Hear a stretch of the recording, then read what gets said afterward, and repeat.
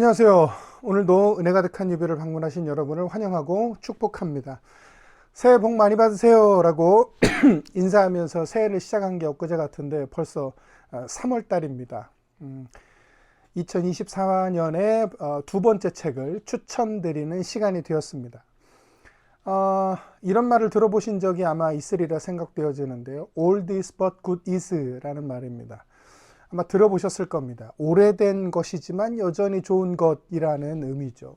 주로 어떤 노래나 영화와 관련해서 이 표현을 주로 쓰고는 합니다. 그런데 오래된 노래나 영화 말고도 오래된 책들 중에서도 오래되었지만 여전히 좋은 책들이 있습니다.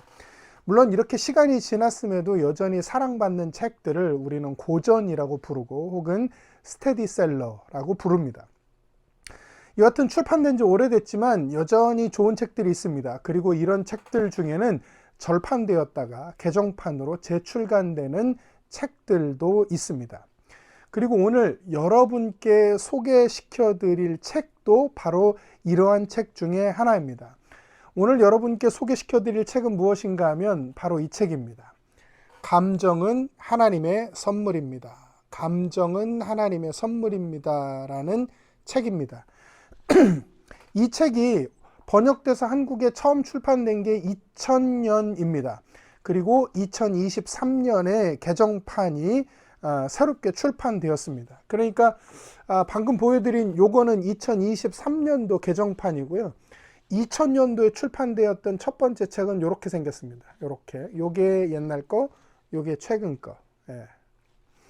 감정은 하나님의 선물입니다. 그런데 이 책은 절판되었다가 재출간될 만큼 그만큼 좋은 책이고 읽어볼 만한 가치가 있는 책이라는 반증이 되겠죠. 저는 작년 말에 굉장히 오랜만에 오프라인 서점에 나갔다가 이 책이 다시 출판되어 있는 것을 봤습니다. 그리고 이미 읽은 책이지만 너무 반가운 마음에 새로 출판된 책을 다시 구입해 왔습니다. 새로 출간된 책을 사가지고 집에 돌아와서 옛날의 버전을 찾아서 아까 보여드린 그 책이죠. 그걸 찾아서 확인해 봤더니 제가 이 책을 처음 읽은 게 2001년이었습니다. 그러니까 건 한 20년 전에 이 책을 읽었는데 새로 다시 읽으니까 그 전에 읽었던 기억들도 떠오르고 처음과는 전혀 다른 느낌으로 이 책을 읽을 수 있어서 정말 좋았습니다. 제가 이 책을 처음 사게 된 이유를 저는 지금도 분명하게 기억을 합니다. 저는 책의 제목 때문에 이 책을 샀습니다. 감정은 하나님이 주신 선물이다는 개념이 그때 당시 저에게는 굉장히 신선한 개념으로 다가왔습니다. 책의 제목만을 보고 그때 잠깐 생각했던 느낌은 이런 겁니다. 하나님께서 나에게 주신 선물이니 잘 받고 잘 누리고 잘 사용해야겠다. 그런데 감정도 하나님이 나에게 주신 선물이구나. 나는 그렇게까지 생각해 본 적이 지금까지 한 번도 없는데 뭐 이런 거였습니다. 그리고 그때 처음 이 책을 읽고 난 후에도 책의 제목을 보면서 생각했던 그 느낌을 동일하게 유지할 수 있었고 최근에 이 책을 다시 읽기 전까지도 그 생각을 계속 유지하고 있었습니다. 긍정적인 감정이든 부정적인 감정이든 그 어떤 감정이든 하나님께서 나에게 주신 선물이니 그 선물을 함부로 다루지 말고 잘 관리하고 잘 써야겠다. 소중히 여겨야겠다. 이런 느낌을 가지고 있었습니다. 그런데 이 책을 다시 한번 읽으면서 하나님께서 주신 선물인 이 감정을 잘 다루는 법에 대해서 더 집중하게 되었습니다. 저자는 우리가 감정을 처리하는 방식을 크게 세 가지로 설명합니다. 첫 번째는 억압, 두 번째는 표출, 세 번째는 고백입니다. 첫 번째, 억압은 말 그대로 자신의 감정을 억압하는 겁니다. 저자는 우리가 감정과 더불어 잘 지내기 위해서 우리는 정직할 수 있어야 한다고 말합니다. 그러니까 감정을 억압하지 말고 솔직하게 인정하라는 말이겠죠. 두 번째, 표출은 말 그대로 감정을 겉으로 드러내는 겁니다. 그런데 저자가 책에서 말하는 표출은 긍정적인 차원이 아니라 부정적인 차원입니다. 때문에 저자는 우리가 부정적인 감정을 자기만의 방식으로 행동에 옮기는 것을 경계해야 한다고 말합니다. 저자는 불안, 죄책감, 분노 등의 감정을 우선적으로 표출해서 우리 스스로 감정의 노예가 되지 말아야 한다고 이야기합니다. 우리가 그렇게 감정을 부정적으로 표출해서 감정의 노예가 되는 대신에 우리의 모든 것을 채우시고 용납하시는 하나님을 신뢰함으로 믿음을 선택할 수 있어야 한다고 저자는 말합니다. 세 번째는 고백입니다. 고백. 우리는 하나님의 사람으로서 고백할 수 있습니다. 우리는 우리의 죄를 고백하고 우리의 감정을 고백할 수 있습니다. 고백을 통해서 감정을 정직하게 다루는 게 그리스도인이 해야 할 최선의 방법임을 저자는 설명해 줍니다. 그리고 저자는 세 번째 감정을 다루는 방식인 고백이라는 이 연장선에서 정직을 말합니다. 우선 저자는 이 정직 가운데서도 하나님 앞에서의 정직을 말합니다.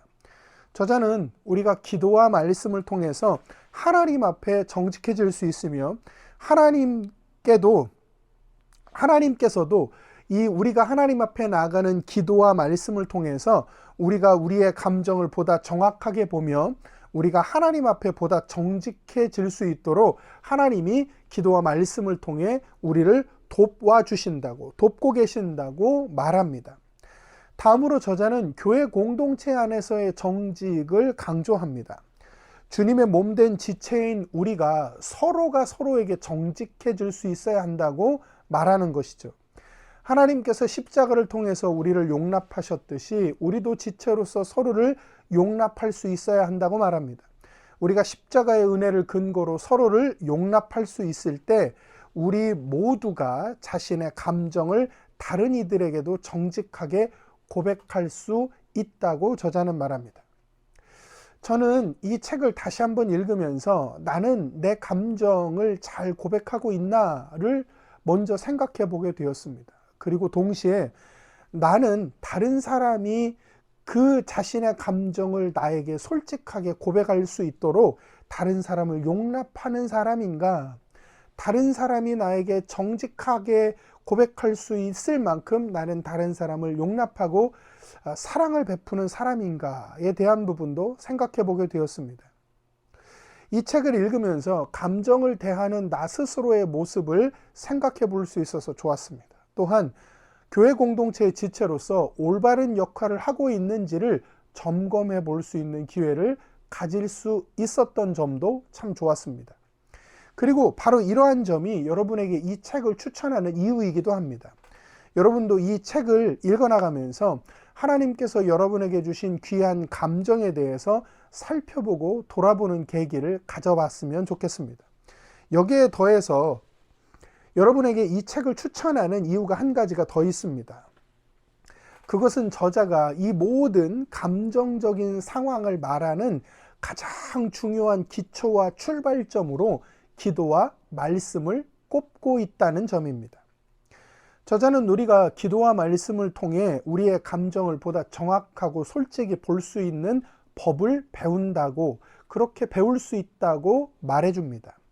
저자는 기도와 말씀이 하나님에 대해 많은 것을 알게 한다는 점을 책에서 강조해 갑니다. 우리가 우리를 향한 하나님의 마음과 그 사랑을 알 때 우리가 하나님 앞에 보다 정직해질 수 있다고 말합니다. 저자는 하나님께서 우리의 어떠한 것도 용납하시는 분임을 우리가 알아갈 때 두려움 없이 정직하게 나의 감정을 하나님께 고백할 수 있다는 점을 강조합니다. 또한 설명해 갑니다. 때문에 이 책은 단순히 감정을 다루는 법을 설명하는 것에서 멈추지 않습니다. 오히려 그 내용들을 기초 삼아서 기도와 말씀의 자리, 하나님과의 깊은 교제의 자리로 우리를 인도해 가고 그 자리로 우리가 나갈 것을 도전해 줍니다. 저는 여러분도 이 책을 읽어 나가며 기도와 말씀에 대한 새로운 시각이 열리기를 소망합니다. 여러분의 시선이 하나님과의 따뜻한 교제와 만남의 자리에 머물기를 소망합니다. 그런 마음으로 이 책을 여러분께 추천해 드립니다. 이제 겨울이 다가고 따뜻한 봄을 맞이하는 계절이 시작이 되었습니다. 물론 조금씩 추운 부분들이 남아 있지만은 말이죠. 그렇지만 이 따뜻한 계절에 이 책을 통해서 여러분의 감정이 봄처럼 따뜻해지는 경험을 누리기를 소망합니다.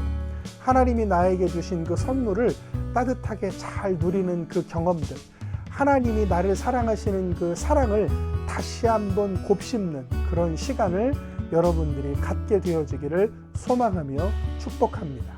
이상 마치겠습니다.